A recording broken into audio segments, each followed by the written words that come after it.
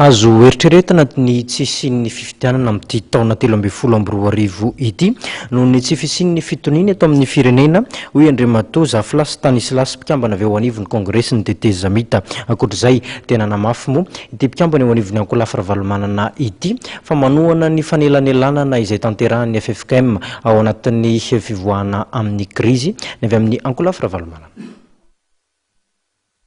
Kely finoana amin'ny siny fifidianana amin'ity taona 2024 ity Andriamatoa Zaflasy Stanislas filoha-hevitry ny ICT sady mpikambana ao anatin'ny antoko TIM.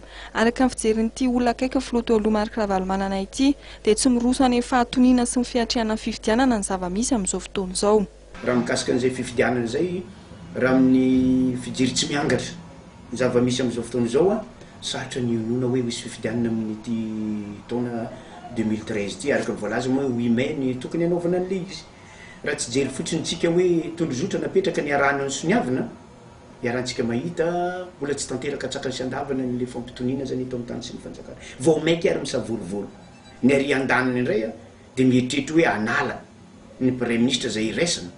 Marimaritra raisana ny ekeny rehetrarehetra ary tsy teto ihany fa ny sehatra raisam-pirenena indray nongotana amin'ny toerany. Amiko zany dia fanalavana ny Teteza Zamita ny dikan'izay. Satria raha afaka eo Premier Ministre Belzika dia mikorontana ambony ambany daholo zay ny fitantanan-draharam-panjakana hatramin'ny fifidianana ary araka resantsika eo dia midika zay aminay fa titika maloto ambadika eo. Fa raha anay mouvance Ravalomanana manokana zay zany efa hatramin'ny ela vonona foana zany satria ny bazinay mbola mipetraka tsara. Ka aminay na androany ara-pitsony atao amin'ny fifidianana vonona tanteraka zay. Eo moa le fanambarana nataon'ny président Marc Ravalomanana hoe tsy latsaka izy. Noho ny tombontsoa ambonin'ny firenena nanaovana an'iny. Anisany voalaza ao anaty lalàna feny antoko politika ny tokony soratany antoko politika ao anaty registre nasionaly. Aiza ho aiza ny antoko TIM amin'ny fanavozana ny antoko.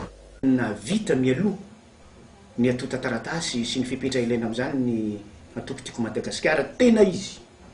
Zay ny hainga hatrany amin'ny filatsahan'ny kofidian'ny président Marc Ravalomanana tamin'ny mandat voalohany ary ny mbola mijanona hatramin'izao tsy nivadibadika na naka gauche na akany droite. Fa ny anay raha vao nandeha iny fepetra iny dia zahay araka le voalaza moa zay mangataka ny mba hisiny lalàna fanarahan-dalàna eto amin'ny tany sy ny fanjakana dia niezaka zahay nanaraka ny ara-dalàna koa araka le voalaza zay dia efa fenonay tanteraka ny fepetra ary napetraka anay mialohany ny fotoana zay nangatana teny amin'ny ministera ny atitany ny atota taratasinay. Fa ny resaka fomba filaza moa amin'ny mpanao politika ny le mampiady angely ambadika lazayna fa mbola tsy mombany satria misy le ekipan'ny Rarinevo.